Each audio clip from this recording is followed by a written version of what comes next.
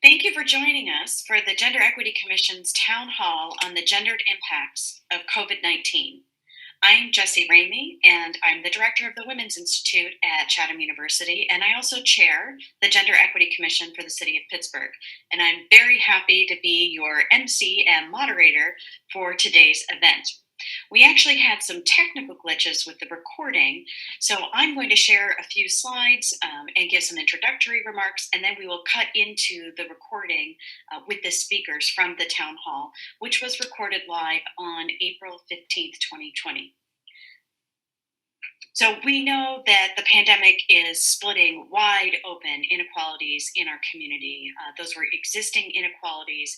And of course, we know that gender intersects with race, with poverty, with ability, and other forms of social identity, so that the most marginalized people in our community are experiencing the largest impacts from this pandemic. And the Gender Equity Commission decided to host this town hall because we really wanted to hear from our community leaders and from community members about what's happening on the ground right now in Pittsburgh. We were so pleased to have over 350 people registered for the live event, and we are so glad you are watching today. So let me start by sharing a few slides with you.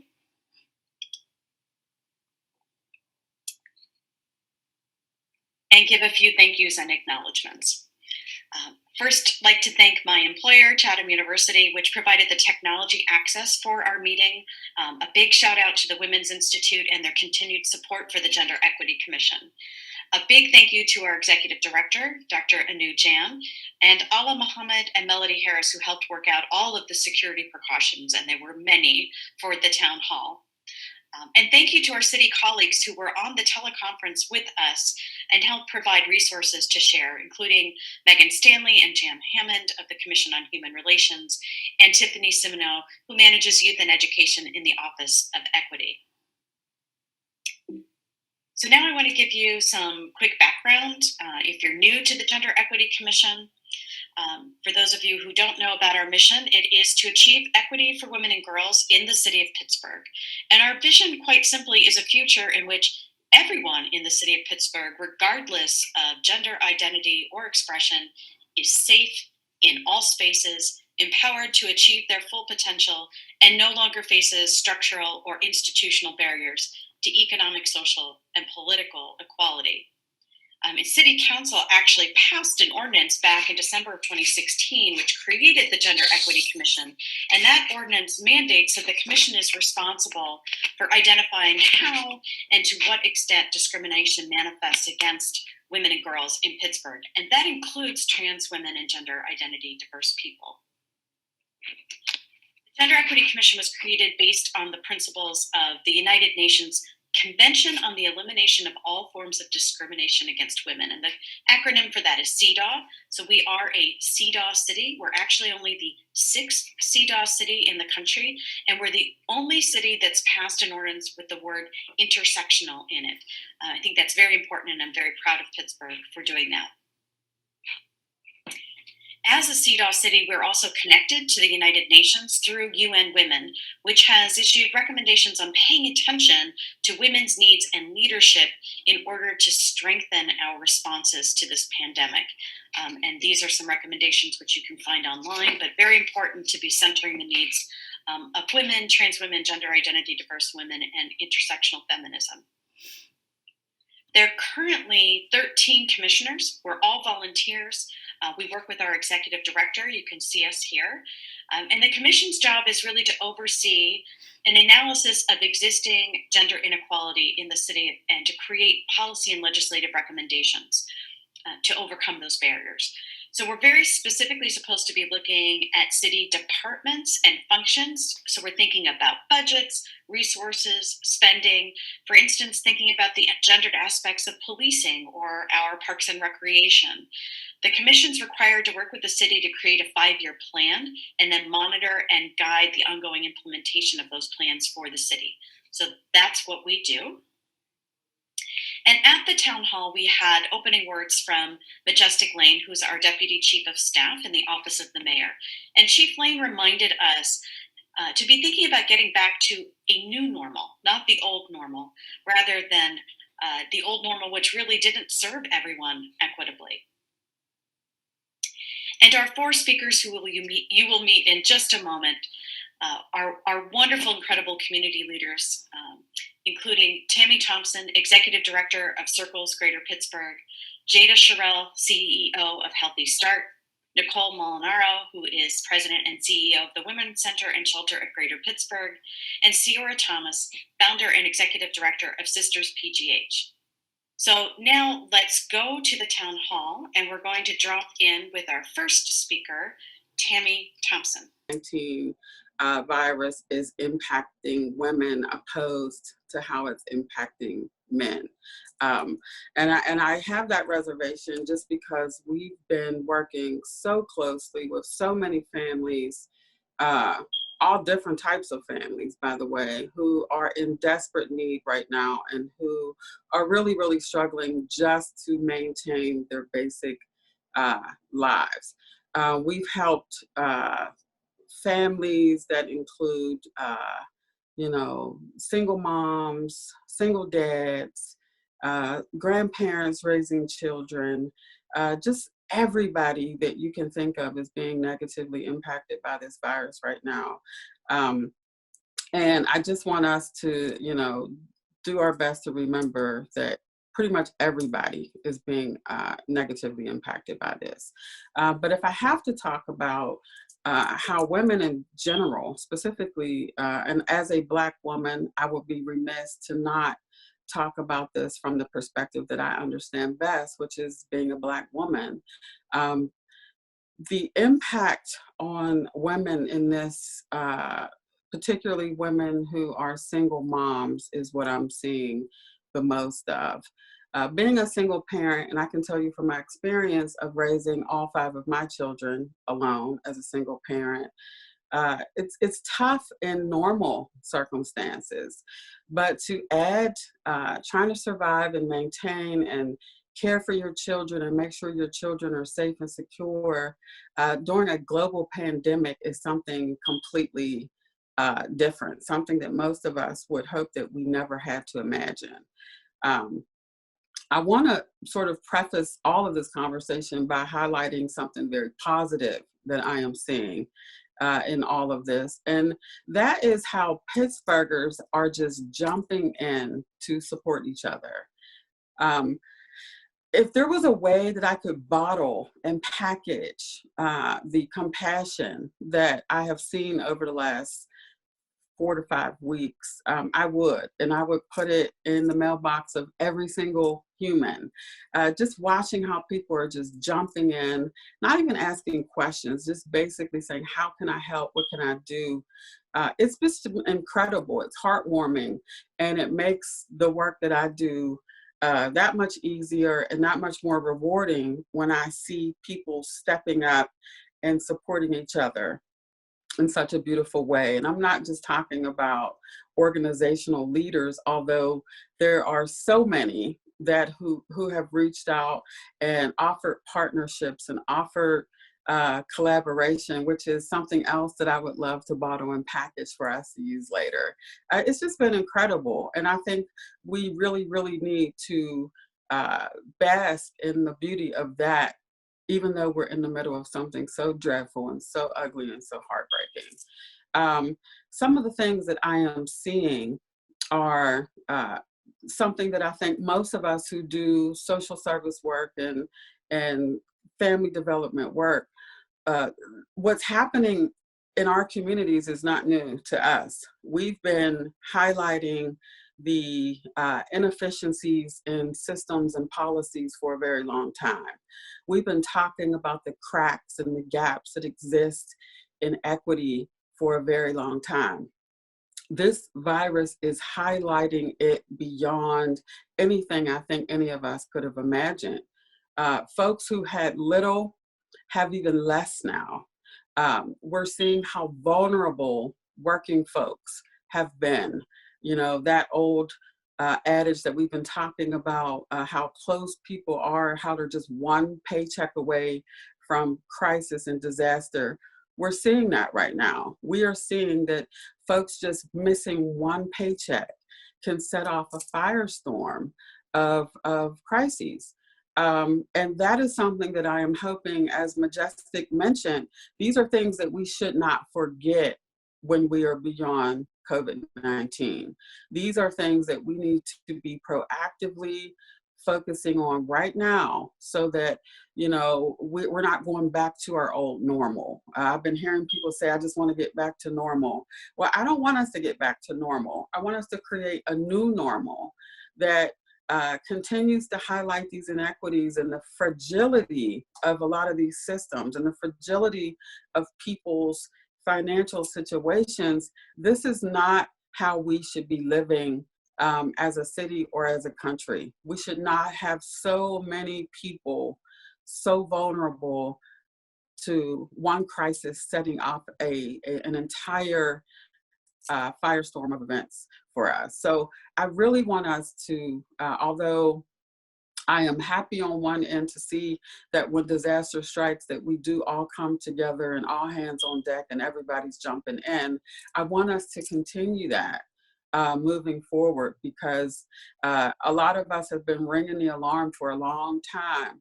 And now is the time for us to listen to each other and come up with solutions and results so that something like this never happens again, and that folks are not left so vulnerable at the event of a crisis.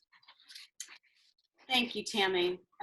And I know we will come back to all of those comments, and I know we're going to have questions for you as well, but I really appreciate you putting this in context of poverty and those existing inequalities. And I think most of us couldn't agree more that we don't want to return to the old normal.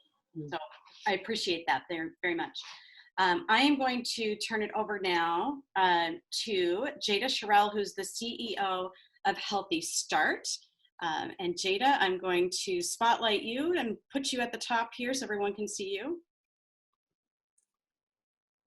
And I'm going to let you take it away. I hope that you're unmuted. I think I am. I can hear you. Good. Yeah. Okay. Thank you. Thank you. Thank you so much for this opportunity to talk about the work that Healthy Start is doing.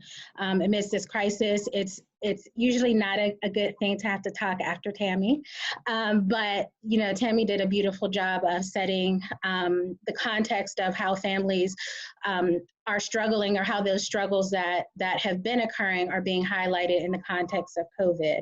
And so we're seeing the same thing in the families that we serve. So our mission is really centered around improving birth outcomes, focusing on birth equity, and focusing on decreasing and eliminating the Black-white disparity in birth, infant and maternal mortality rates. So there's been a lot of newsworthy articles, a lot of celebrity focus on infant and maternal mortality, but it's an issue that hits home. It's an issue that's very real in Pittsburgh and Allegheny County, and it's an issue that's very prevalent in some of our communities that are already struggling with a lot of inequity. So our goal was really to look at the myriad of challenges that our families are facing right now, and address them either by referring to other folks in the community who are providing those broader meal delivery, crisis intervention services, but saying, what can Healthy Start do in the space of maternal and child health to support our families and especially our women? And where we saw a great need was we saw Black women really mobilizing around fear of birthing in hospitals during this COVID-19 crisis. We were seeing in chat groups and in discussions, women who wanted to quickly move toward unassisted home birth. And these are not necessarily women who had been considering home birth before, or who had been, you know, researching since their first trimester and had this as part of their plan, that these were outcomes of fear. In our city, you know, we have limits on who can come into the hospital to support and accompany a mom during birth.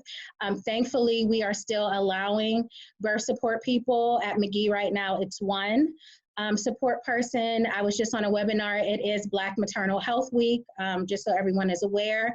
That's an annual observance from April 11th through the 17th, which was started by Black Mamas Matter Alliance. And they've been doing webinars and events all throughout the week. And so yesterday, was on a webinar, and in Ohio and some other parts of the country, they are not allowing anyone to accompany a pregnant woman while she is delivering her baby. So I just can't imagine what that feels like to be in a hospital alone, vulnerable, as a Black woman in particular, or as someone who doesn't speak English, or any of those other additional vulnerabilities beyond just the fact that you are giving birth, and not to have any support beyond hospital personnel during that experience. So what we're seeing locally, again, is that women are still allowed to have a support person, but some women don't have a support person for whatever reason. And with those limitations, for example, if a partner, husband, father of the baby is that support person, then if she had plans for a doula, that doula can no longer physically be there to support her. So what we're doing is mobilizing around providing virtual doula supports for women who either, don't have another support person, or who do, or who didn't even know that they would want or need or like to have a doula before, or couldn't afford it.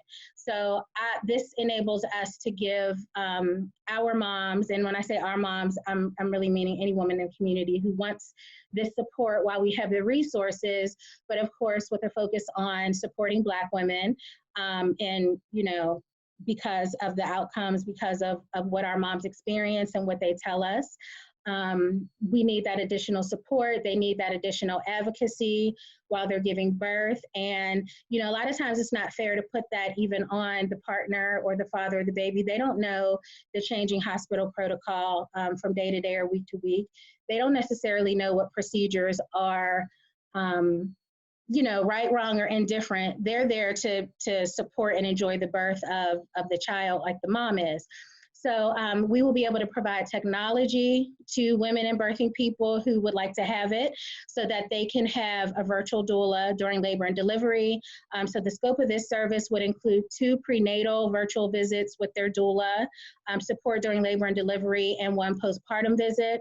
When we think about what the trajectory of this COVID-19 crisis means even after delivery, when we see more moms being homebound with children, with other people who they may or may not otherwise choose to be homebound with, and think about all of the nuances and realities of having just given birth, postpartum depression, getting adjusted to being a new mom, maybe having resource constraints, having other constraints or challenges. We know that there is going to be a lasting effect of this COVID situation. So our focus was really providing that birth support and making sure that our moms are connected to other community resources that are being delivered elsewhere.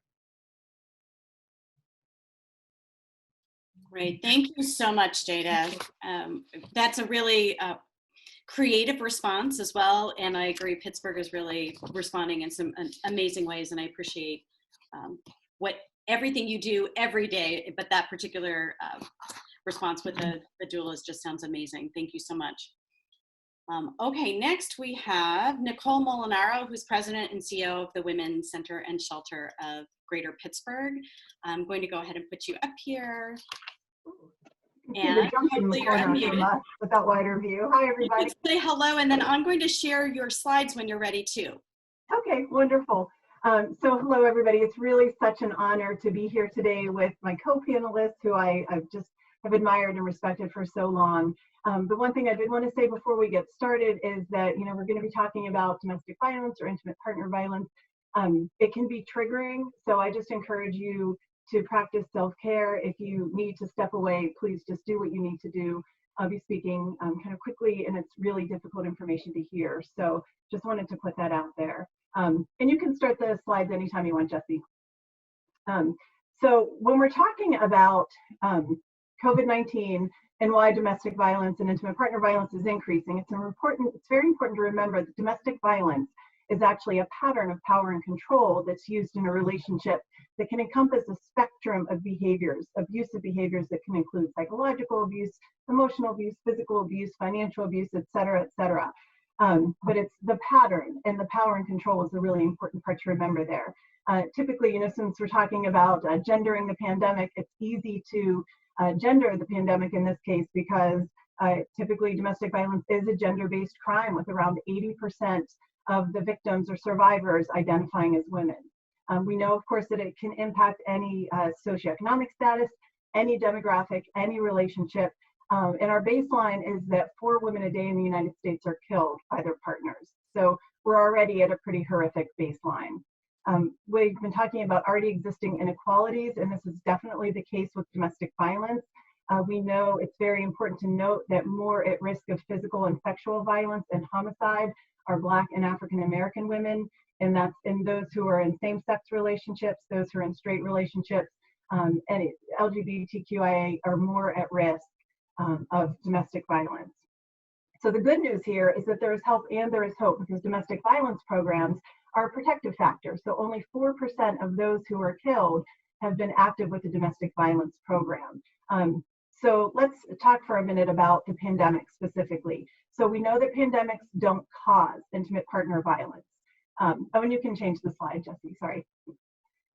We know that pandemics don't cause abuse, but we also know it makes sense that they would increase, right? Because domestic violence is triggered by somebody's need for control. And we all, I think, feel pretty out of control in today's world to various extents. So it just makes sense that, that the pandemic can trigger the use of abuse or control.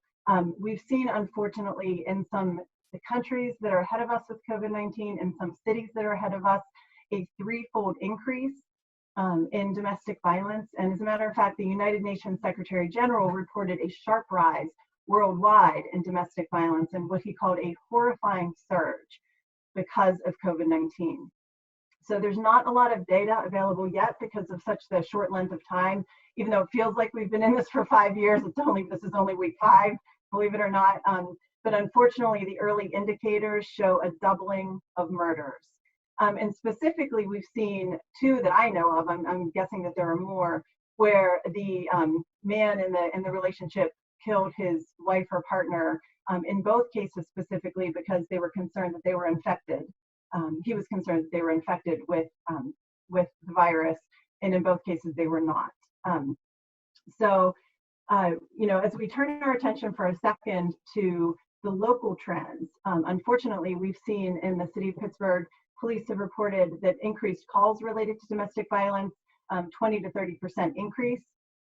We've seen PFA. So this is the trend, right? So we see these the need for help to go up because domestic violence is increasing, and at the same time, we see the ability to seek help decrease because there's less chance to really reach out for help if your abuser is with you 24/7, monitoring what you do. You can't go out of the house for work. You can't go out of the house for your social network. It's a lot harder to reach out for help. So because of that, we've seen protection from abuse filings go down over the 4-week period that ended on Saturday, total down 29%.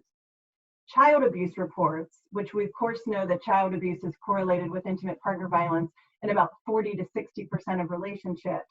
The 4-week total, the filings for child lines is down 53%. And our calls to our Women's Center and Shelter hotline, and I don't know about the other hotlines, but this is our hotline, total calls are down 42%. So we're really talking about huge and scary decreases in the ability for people to reach out for help. So when we were asked to talk about what we're seeing, I turned to our staff. Our staff are incredible, fierce warriors. And what they've been seeing is just absolutely overwhelming and just quite honestly pretty depressing. Overall, what we're finding is that those, and this is for everybody, right? This is for regardless of the issue. I think those who are on the edge have been kind of pushed over the edge because of the virus. We're seeing an increase in the severity and the frequency of violence. Clients are reporting increased tensions, more serious physical and sexual violence. We found that safety plans are being impacted. So clients have to do new and really creative safety planning because of increasing tensions in the house, increasing tensions around communication with the children, about custody. We find that clients are not able to enact their safety plan, call for help, or reach out for support. and that they've found it harder to financially save up to leave if they've lost their job or they're just unable to, kind of hide the finances that they've been able to bring in. We've seen custody greatly impacted. We've seen abusers who are refusing to obey custody orders because using COVID-19 as an excuse. So they're threatening to not return the kids because they don't want the kids to get infected. We've seen abusers using COVID-19 as an excuse to not parent and to kind of remove themselves from parental responsibility. There's frustration around custody issues because if it's not serious abuse, then there's limited functioning in the courts right now. And if there's, not huge problems, it really can't be addressed by the courts. And then supervised visitation is less accessible as well, because oftentimes family members are the ones who will deliver that, or they might be held in, places in the community that are no longer open or accessible.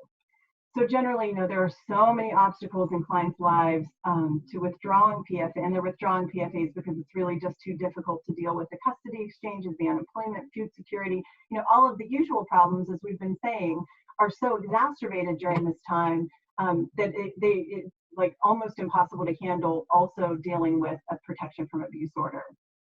We, of course, this has been, as Tammy mentioned, we've seen increased financial need. We've definitely seen that as well. We've also unfortunately seen, and this is not specific to the city, we cover a wide area.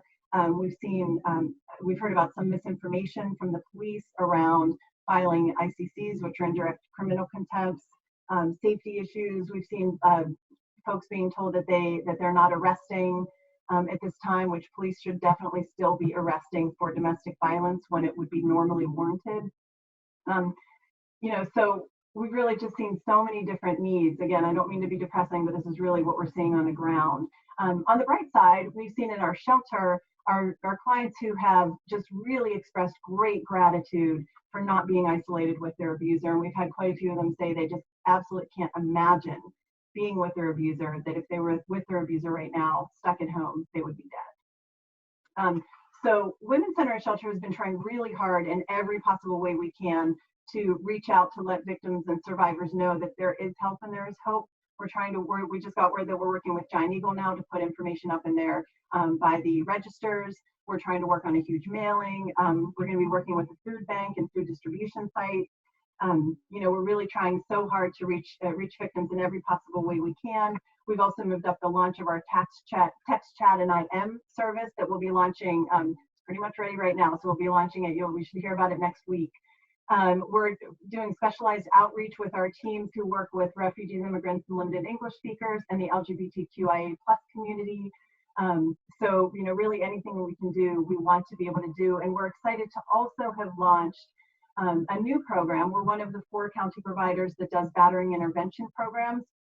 We are now able to offer a phone service basically to anyone who uses abuse and control, who just wants to talk to somebody without committing to join a group or anything like that, but they can get counseling, they can get tools for behavior change, education.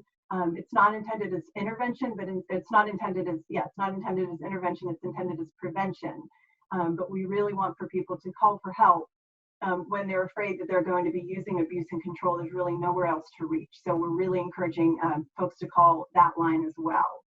And all of our lines are down at the bottom. And I won't go into the policy issues and the systems advocacy issues, but as has been mentioned before, we've been working on the inequities that we've seen in the system in regard to domestic violence victims we've been around for 46 years. We've been working for pretty much that whole time on those issues to try to reduce the inequalities that are so glaring and that this virus is making even more glaring. And we continue to do that in many different ways. So thank you again so much. Nicole, thank you so much for all of that information. And we are getting a lot of questions. I'm going to hold the questions for our speakers until after everybody's had a chance to speak. And what I really appreciate, because Pittsburgh is such a wonderful community, I see as some folks have been posting questions, others have been providing answers. So the chat room is a nice feature. You'll see people are popping in and out of there with some helpful comments. But we will, I promise, for those of you who are on the call, we will get some of these questions to our speakers. We have one more speaker, so I want to turn it over to her right now. spotlighting the video right now. This is the amazing Ciara Thomas, who's of course the founder and executive director of Sisters PGH. Welcome, Ciara. Let's make sure everybody can hear you. And when you're ready, I will be happy to share your slides. Hello, can everyone hear me? Yes. Great. So I firstly want to thank you, Dr. Ramey, for having me here today. It's a great privilege to be able to speak to our communities in this capacity. I also want to highlight our LGBTQI Advisory Council in the Mayor's Office. Our council is with our community in Pittsburgh. As well, I'm a commissioner of our Pennsylvania Commission of LGBTQ Affairs, and we are also looking at Pittsburgh and Allegheny County to help in this time.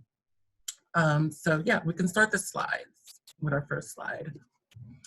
So on March 20th, my organization, Sisters PGH, we began a mutual aid fund. Through this mutual aid fund, we were intent on giving financial, like dollars, back to the community. And while in doing so, we were able to capture the need within our LGBTQIA community as of right now. We can go to the next slide, cool. So yeah, so this was our Pittsburgh COVID-19 LGBTQ plus emergency relief fund. I wanna thank our partners in this, Christina Acuna Castillo, Jenny Beck. They were influential with my board members and us getting this together. Our objective, like I mentioned, was to provide mutual aid for our communities in Allegheny County. And as of April 14th, we have raised $18,557 to directly provide back to our communities. With our survey that we sent out to collect this information. And again, a huge thank you to Alex Schuler, Jess Bevan, Megan Branning for helping us put this information, this data together to really find out how our LGBTQ plus communities were experiencing during this pandemic.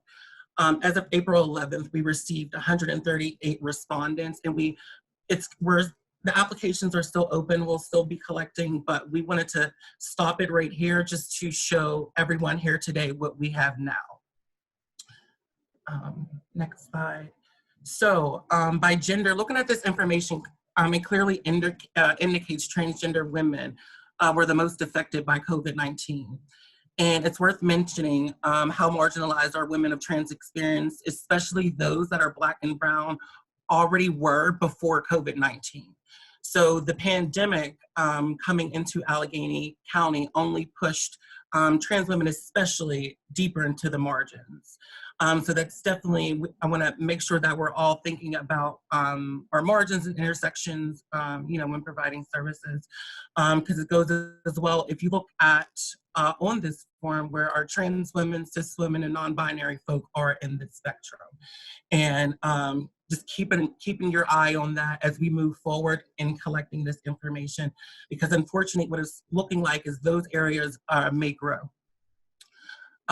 Just back a little more. Okay, cool. So these were the sexual orientations we were able to capture. As you can see, it was a very diverse LGBTQ plus community that we were able to capture as far as sexual orientation. And I also want to highlight, just being a trans woman in Allegheny County, we still aren't afforded the privileges of our cis counterparts within the community. And this also highlights the need for our state to be partnering with trans-led organizations, or community partners and cities to be partnering with trans-led organizations, not only in Pittsburgh or Allegheny County, but around the state. So next slide. So who did we reach? So age, I'd like to highlight that nearly half of the 138 applicants are young folk between the ages of 18 and 24, which tells us that a lot of what we already knew, that this age group is extremely susceptible to economic disadvantages. This was already apparent, and it's showing even within our LGBTQ plus community. So I'll jump to our race piece here. So this was definitely something that was huge for us. Again, something, I'm a Black trans woman, I know where I live. I know Allegheny County and I know my community is struggling. So it put a broad effect on our intersectional communities, which did not include our LGBTQIA communities, or did, of Allegheny County. Those that were already suffering because of discrimination, like I mentioned earlier, found themselves in much more dangerous situations because of COVID-19. So due to our grassroots organizing and the work directly on the ground for the last 8 years, we were able to reach more LGBTQ plus Black people in Allegheny County. And again, I want to bring it back to reason we need to be thinking about partnerships when we're talking about how we include our communities inclusively in all communities. Yeah, next slide. I want to be brief. I'm definitely going to ask questions or, answer some questions, but I just want to get through this for the sake of time because we have a few slides. So employment. Here I would like to highlight the unemployment respondents, especially considering those who were unemployed before the pandemic because of discrimination or already prevalent economic sensitivities, and how harder it will be to even obtain employment after COVID-19. That's going to be a huge thing for the community, and not just our LGBTQ plus communities, but our communities at large. That's going to be a huge issue for us, for people to get back into employment, and it could turn into, it look like a different type of discrimination, a COVID discrimination, if I may. Those afraid of bringing that into their business or place of employment. So we have to think about that as well for the future. So by living situation. So the unemployed respondents who also represent a group are also represented a group of diverse living situations, and a large proportion out of the 138 respondents are renters, putting them at a high risk of eviction after the moratorium is lifted. So we're thinking about access to employment, access to resources and funds. When the moratorium is lifted, there's going to be intersections of communities that are going to be affected the worst during this. And this shows us here today which communities will be affected on this ripple effect of marginalization. You can go to the next slide. So what is the community saying? So these were the top 25 most mentioned words in our open responses. A lot of people were losing gigs because of COVID-19. I myself was losing speaking engagements, trainings, all kinds of things. We were getting ready to train a few people, and we had to stop because of COVID-19. Folks were getting laid off. They're not having enough money. Income was cut. There's no work. We have no food. So these were some top 25 most mentioned word in open responses within our LGBTQ plus communities right now. So who do we reach? So when we created this mutual aid fund, we created specifically for Allegheny County so that we could really centralize who was suffering within our county specifically. And here in the city, as you can see, the most need is in Bloomfield at 13.8%, Central Lawrenceville at 12.3%, and East Liberty and Larmer at 10.8%. These are in the city. These are areas that are being the most affected right now, according to what we have right now. Again, we will continue doing this work to find where the greatest need is. But as of right now in the city, this is showing up to be the greatest needs area. In the suburbs, the most need is within Braddock Hills, Forest Hills, Wilkinsburg, Mount Oliver, and Edgewood and Swissvale. Braddock, Forest Hills, and Wilkinsburg at 9.3%, Mount Oliver at 9.3%, and Edgewood and Swissvale at 8.1%. So these are definitely areas to be looking at when we are discussing providing resources for. We need to be looking at these areas within our communities to also be supportive to our LGBTQ plus communities. See if there's anything else. All right, so we're on quotes. So this ties back into what some our speakers were talking about earlier, Jada, Nicole, of what people are experiencing while going through COVID-19. So I'll just read a few of these. Feel free to read through them. Any I skip. Both my wife and I are not working because of closures. We have a young son. I'm on unpaid leave and things are getting rough with my elderly family with no income. I'm scared I may get sick or die. I was in the middle of interviewing with several companies when the quarantine started. This has affected me because any possible hiring opportunities, processes will be delayed due to the virus. This puts me in a state of emergency. So these are things that we are also hearing within our community of how they're being affected by COVID.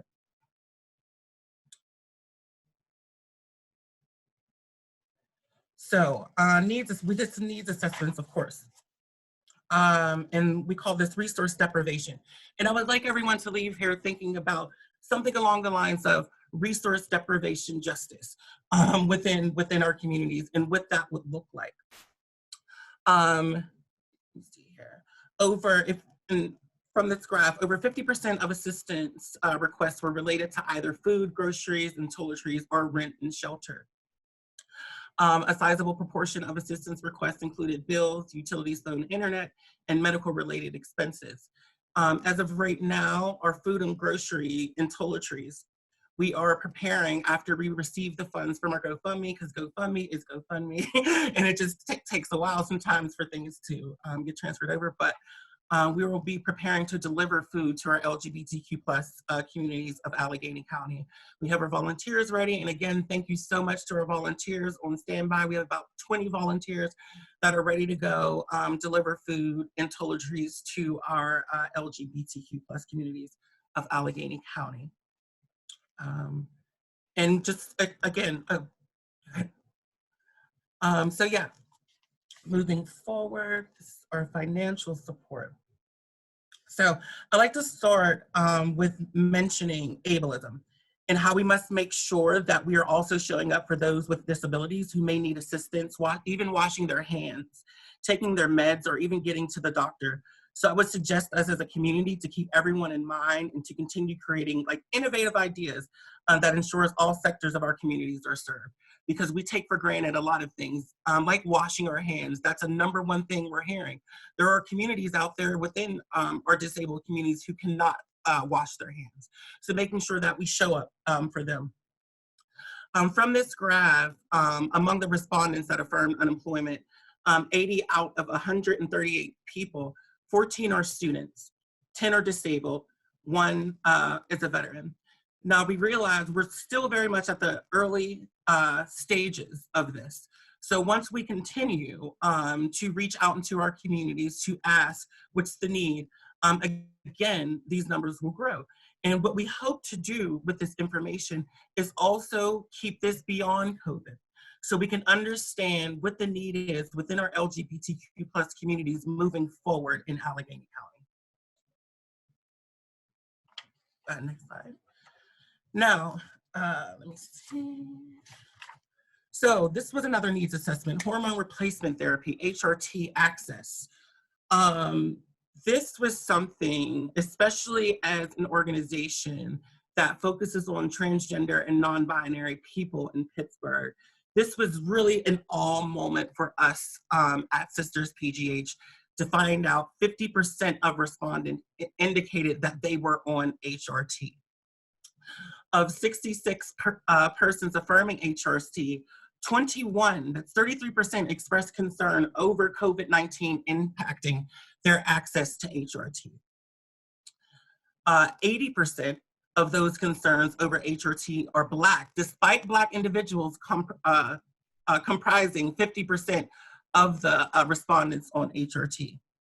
And I'd like to highlight on this, because of the work we do at Sisters PGH, specifically providing housing and resources at our drop-in space for our trans and non-binary communities of Allegheny County, we were able to capture this essential information we have not been seeing being asked as a concern for our trans communities in any type of solicitation for information on a community. I would like to also highlight how dangerous it is to not have access to these hormones physically and mentally for transgender people, and how important it is to ensure trans and non-binary people are counted statewide so we know what's going on within these intersections of communities. Giving our reach and ties with the trans and non-binary communities, it is imperative that, again, and I just want to keep mentioning this, that the state invest in trans-led nonprofits, organizations, and groups in counties around the state of Pennsylvania doing grassroots work so that we are a step ahead and we have this information within the state of Pennsylvania. So we talk about quarantine spaces, and again, Jada and Nicole had spoke on this earlier. We also were asking questions around being safe while being quarantined. This is a testimony of a person that applied for the fund. I lost both of my jobs in Pittsburgh, so I had to move back in with my parents. This is the first extended period of time I've been forced into spending time with my traumatizingly homophobic and transphobic Christian parents. I'm trying to find money to get back to living in my apartment in Pittsburgh and find a way to get back on my feet. So this opens a whole door as well. Thinking about our LGBTQ plus family or people in back home with their families who are homophobic or transphobic and do not agree with their lifestyle or gender or orientation or what have you. So this is an active thing that is happening too. And Sierra, we just have another minute for you. Sorry. Okay. No, you're fine, you're fine. We can just go past, these are safe quarantine spaces. Again, we can answer questions about this. Next one. Oh, that's our last one. So yeah, please keep these things in mind. Again, we are open to questions. We are opening to dialogue with anyone who is ready and willing to dialogue. Thank you all. Yeah, thank you, Sierra. And sorry to rush you through. I know some people have to get back to other commitments at 1 o'clock. And before they do that, I do want to just make sure that each of our speakers has a chance to talk a little bit about what it is that you need, first of all. And we've had a lot of questions coming in through the chat about how to provide the resources that you've been sharing. So just again, everybody, we will be emailing folks resource collections. Our speakers have shared a number of things. We will get those out to everybody, including links for donation pages and others. Sierra just mentioned her GoFundMe. We'll make sure that everybody has those. But I do want to give each of our speakers a couple of minutes here right before we go. Maybe if you could each take a minute to talk about, thinking forward, post-pandemic. What does the city need to do, or what would you like to be seeing? Is there something in terms of policy interventions, legislation? What should the city be thinking about right now as we rebuild together to really create a different community, a different beloved community? So I want to go back and let Tammy maybe take that question first, and we'll just give everybody a chance to run through thinking about that. So just 1 minute each, folks. And Tammy, I'm going to spotlight you again. All right, I'm going to try to do this really quickly. So this is really hard for me to do quickly, but there's a couple of things, excuse me, that I have noticed since we have had to change all of our operations. We have shut down all of our face-to-face work, including the work that we do around entrepreneurs. For those of you that don't know, Circles Greater Pittsburgh has a entrepreneurship program called Catapult Startup to Storefront, in which we have a retail incubator space in East Liberty called the Gallery on Penn. None of our businesses are open. We have been shut down for approximately a month now, and we have converted our retail space into a donation distribution drive.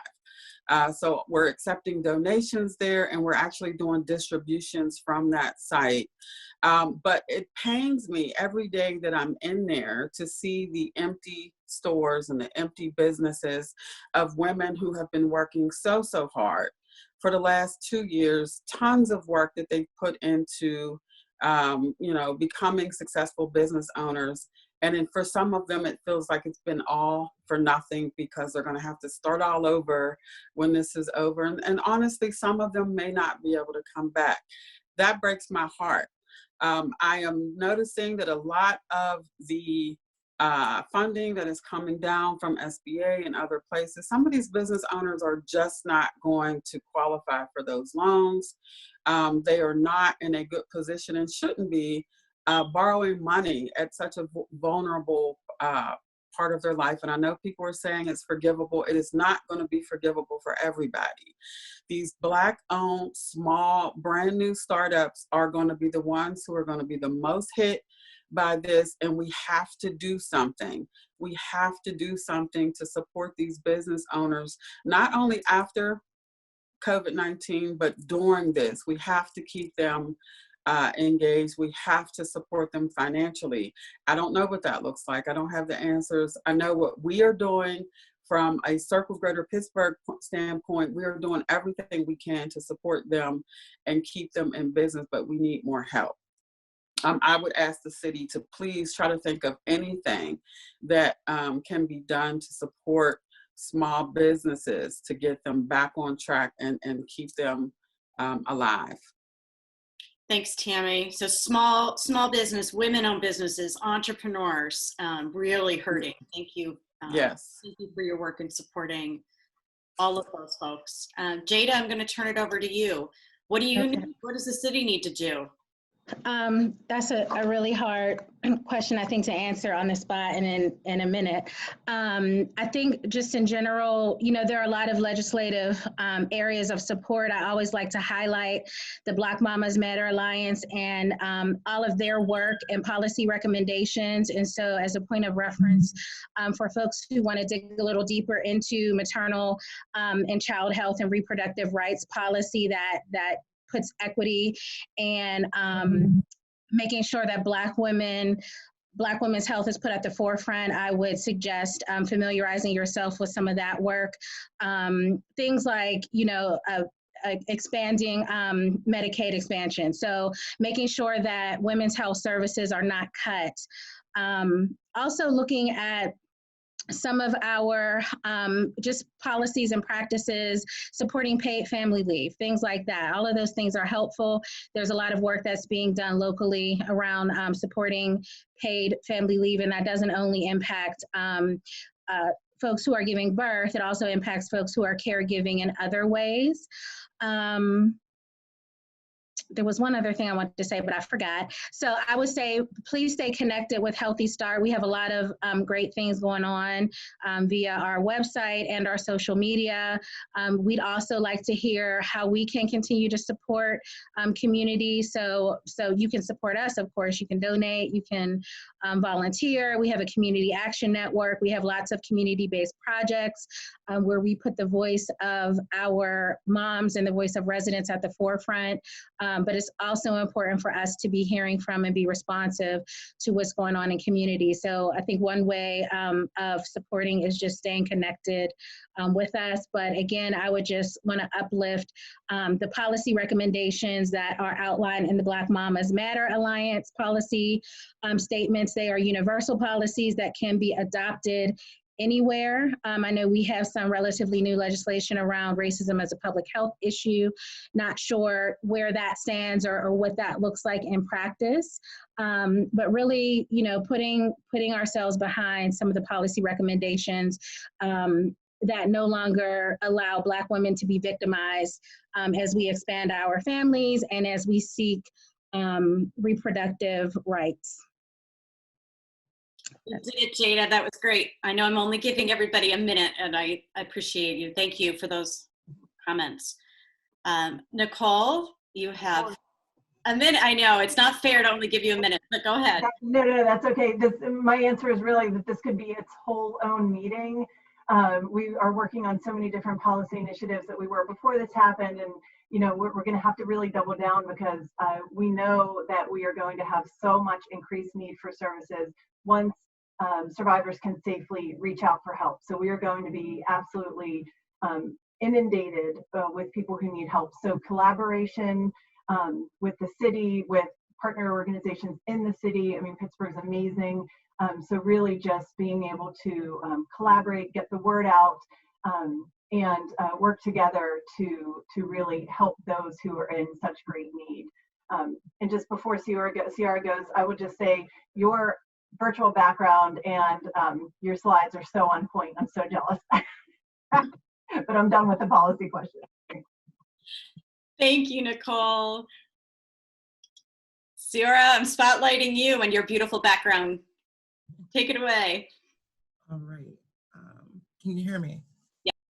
Okay. Firstly, of course, thank you, everyone. You can go to our website, www.sisterspgh.org, for any more information to donate to our organization. You can also find information about the fund, the mutual aid fund, there as well.